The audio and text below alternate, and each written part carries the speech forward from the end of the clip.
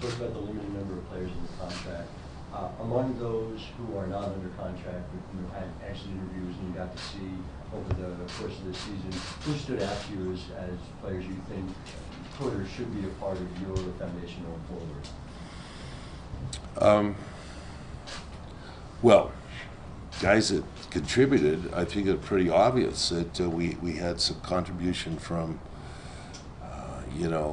Lance and Lou, and, coming on late. They played well in the system. They played as a team.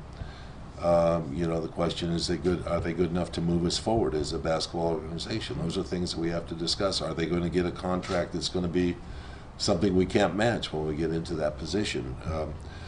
Jason, who had a very good year for us, shot three-point shots, extended his range, developed his strength during the course of the years, coming off a knee injury. There are a lot of really positive developments in that area for our players, especially some of our front court, or our big guys. So we wanted to give good, solid feedback to these players. Quincy was really a good worker in our organization. Came in and thanked us for developing all of his game, for being able to do things that he was never allowed to do before, like handle the ball and pass, and some of those things were difficult for him. But those are the things we want to develop with players, is to see that they grow as a basketball player and they learn how to play a full-rounded game, and a lot of these players showed that. So we feel like, we have players to choose from that give us really good options next year. You don't know where you're going to pick, and you don't know the kind of player you're going to pick for a while now. I mean, have you been able to build kind of detailed contingencies? If we get this player, then we'll do this. We get player B, we'll do this, and this, or are those plans kind of irregardless of if we have drafted on something? No, we obviously have that plan, as part of what we're trying to do. I talked a little bit when I was on the UCLA steps there in January about a lot of focus going into the draft pick, and who we're going to draft. But with the reality of that being a player that's going to take, is not going to step on the court immediately and be the MVP of the league. It's going to take a learning process, especially with players that are out after 1 year or 2 years in this day and age. So a lot of our direction is about free agency, has to be, because we have choices there that'll kind of support the team as we go forward. So that's really important to us too. So we're trying not to get too far ahead of ourselves in either direction. When you first on that note about how much cap space, you talked about 26 million. I haven't talked about that. Well, You've talked about it. At the season ticket subscriber. I think we have 30-some million. Well, is what we're going to have. after the draft. Okay. Are you worried? We won't get into that details. Okay, well, are you worried? Do you think the market is going to be a little higher this summer, or like a lot higher because of 2016? Or do you think it will stabilize with people, maybe wanting a short-term deal, waiting for 2016? Are you worried how much $26 million is going to go? Because there's a lot of numbers being thrown out about this guy's going to get this and this guy's. Yeah. I mean, where do you think this market is? The market value is going to be really interesting to establishing in that. If you guys are paying attention to the rosters and who has players under contract, you'll see, a ton of teams have 7, 6, 8, very close to the numbers we have of contracted players. So there's going to be a zillion guys being chased out there in this free agent market. It's not going to be just us out there alone trying to do this. So it only takes one individual team that says we've marked this guy, and the general prevailing attitude is that guys get overpaid in this situation, and you have to do that in free agency to get a player. So yes, we know that we have a limited amount, and we have to do some very judicious shopping. And we're not going to the dollar store, but we may not be at one of the bigger ones. What is your pitch? How do you sell free agents on this franchise and this team? Well, I think there's a style of how we play. We've established that. And players are going to know that this fits the way I like to play basketball. Now, a lot of players only see this is who I'm going to play basketball with. But some of the people that are their advisors and know the game will say, you know, look, at this is a kind of team that took Steve Kerr on, or the style that took a guy like Steve Kerr on, who has not really played in the NBA in the 3-4 years he'd been in the NBA, and he was able to really make a mark in the league after learning to play in this system. And a variety of other players that have come through that have played, you know, under the system of basketball that we've promoted. So there's all that style of play that, you know, has certain role guys that can come here and understand that they're going to get an opportunity to play in a game that enhances their skills. So that part of it is one of the selling points about what we do. There are very few teams in the league that are like that, because there's so many generic, you know, ways of playing in this league that are similar. We have a unique style, and that attracts certain people. The rest of it is, you know, Carmelo's, you know, here. He's going to be a potent player. He's got a, you know, he'll help us. He's interested. He's involved. And we know we have some reputation out there that we can hopefully use to sway players about how we want to play ball. Phil, when you first came to New York and had your introductory press conference, you talked about the passion that you had, the fire, the desire, the confidence, the belief, all of those things. Do you feel the same way a year later? Are you just as hungry and just as invested? I was charged with, you know, bringing this style of play to this city that is unique, that will stay with this organization past my tenure.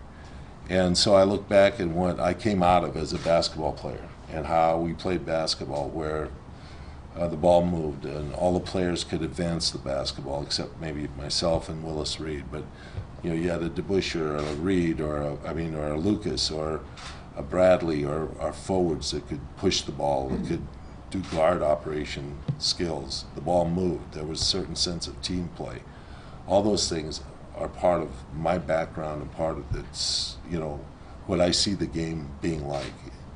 And that's the direction we want to go as a basketball team. And I think that you know, vision is going to come out. I think it's going to start, you know, showing its way as we go forward here. And that's the, I think that's the small joys you get in this position when you build a team. Well, Phil, you talked about the guys you have under you, whether it's Steve and Mark Orphan, you know, those guys. How much, I mean, you're the name, obviously, that fans are going to look at and media is going to criticize or praise. How much this pick and this free agent do you want it to be your ultimate decision, that you're the decision maker on this? Oh, probably about 30 years ago, 20-some years ago, we had a situation in Chicago where, you know, one of our scouts was, you know, watching a player.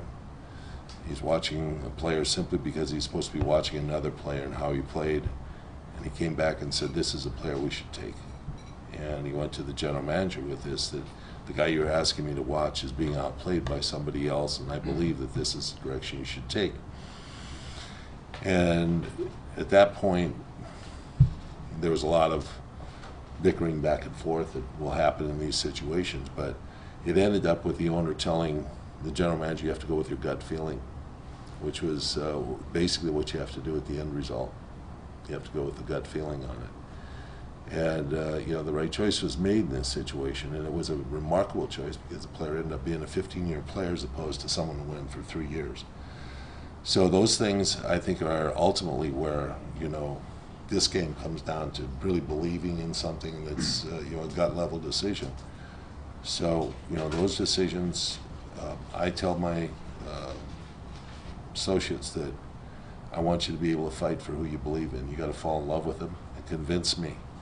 And then that's the point at which I, you know, can become tuned into somebody you're totally convinced with and can play the way we want to play. And has the mindset of what we need, competitive zeal and the activity level that we want. So, you know, those are the things that go down during this period of time. Well, last week, Carmelo kind of admitted that there were times this year when, you know, like, because he's human, he was thinking, what if I missed it, do everything. Were you aware of that, and did you ever have any actual conversations with him that he sought you out to seek kind of reinforcement or confidence that going forward, you know, look out for you guys? You know, I took some time in London to have dinner with him, and I think that was a moment in which we really could discuss, you know, here's where we are right now. Here's where your situation is as I see it, and this is what we want and how we want to move forward. I think it clarified a lot of things for him, like, you know, that he was playing, you know, limited, that he was playing a short time and then had to step off the court, and I felt he was like, you know, trying to push himself through the All-Star game, and, you know, that wasn't that important to us, but it was important to him. But the season, you know, was something that we were probably going to have to give up on, and to do that, you know, he's going to have to kind of retreat from that. You know, I have to be on the court, I have to take the brunt of this, you know, operation in hand. I think that was a relief for him, but yet it was a point in which, you know, I think he could look back and say if this was any other team that he had gone to, that he would have been, you know, taking away a lot of playoff hopes for other teams. But in our situation, it was something he could do, and we could accept it and move forward, because next year is a really important year for him to come back and play at a, you know, a level, highest level he can play at. And then I think the idea of what direction we're going forward from in future conversation, you know, helped him kind of grasp, you know, what we were looking for.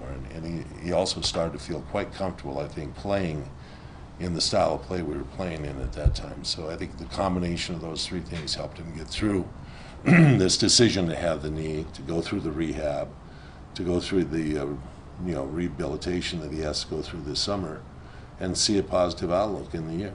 Well, you talked about the You specific. talked about how his office sort of looks like a GM's office now. I mean, assuming you're not going to consult him on everything, is it also encouraging to you that clearly would reflect that he seems, you know, thoroughly invested in what's going on? He should be invested.